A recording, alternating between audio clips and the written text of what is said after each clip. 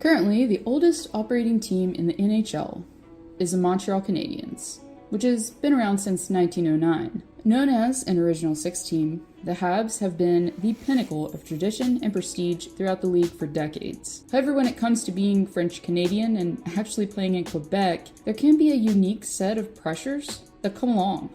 In this video, we're firstly going to go over some French Canadians who have came and went without success in Montreal. Then, we're going to try and settle on why so many natives have struggled to thrive in their home province. And with that, here is why French Canadians rarely work out in Montreal.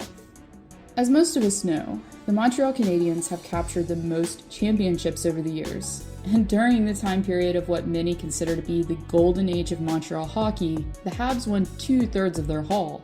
Throughout the 1950s, 60s, and 70s, Maurice Richard, Guy Lafleur, Jean Béliveau were basically gods among men in Montreal, as all three of them were born and raised within the province of Quebec. And while, from the outside looking in, it may appear that as if they were always worshipped, there was a trend even then that took its mental toll.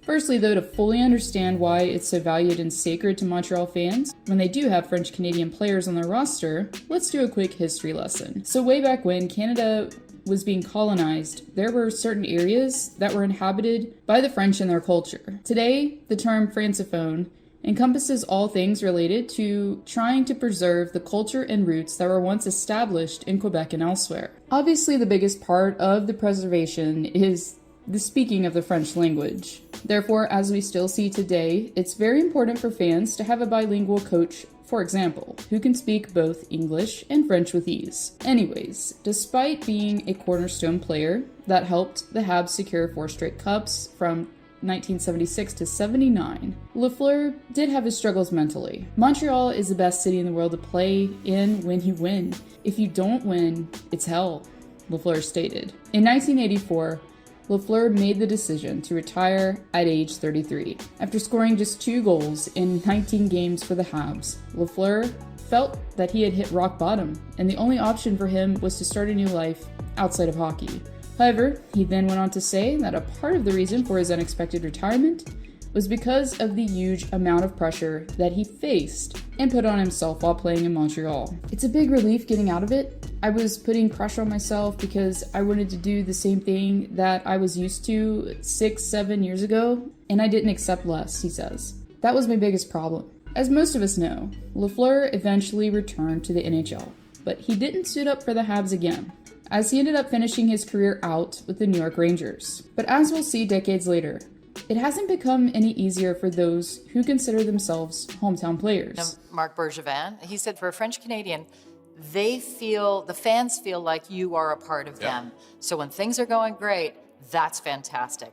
When things are, it can get kind of ugly. Are you ready for that? First game, 10-game losing streak, or he hasn't scored in a dozen games.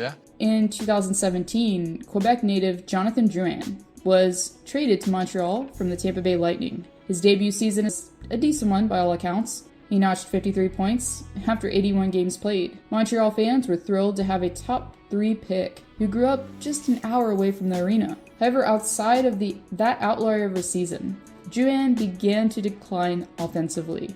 And according to him, the COVID-19 pandemic didn't help things at all. The 2 months in the bubble really lingered, Drouin told ESPN's Ryan Clark. Along with the pandemic's restrictions taking a toll on his mental health, Drouin also had the pressures that came along with being a household name in Montreal.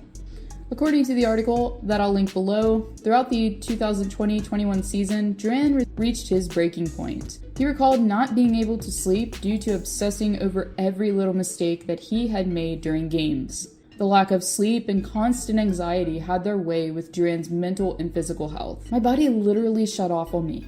I remember that first practice and came to the hotel room and started feeling sick. I started feeling tired and having attacks. It was around this time that the forward realized that he needed to take a leave of absence for personal reasons. In hindsight, Drouin recalled later in an article that I'll link below from ESPN that being a top 3 pick in Montreal and being French Canadian contributed to his anxiety because of the immense pressure and expectations. Until you live it, Drouin said, no one's really ready for it. Longtime NHL agent Alan Walsh, who represents Drouin, also echoed this. Walsh said that playing in Montreal means coming off of the ice and being greeted with 15 cameras and more than 30 media members on a daily basis. There's also constant attention that players face while doing everyday things like shopping or going out to eat. You want to be welcoming and understand that this is a privileged set of circumstances that you are living under, yet at the same time, when things are not going well, it's just grinding you down every day, Walsh said.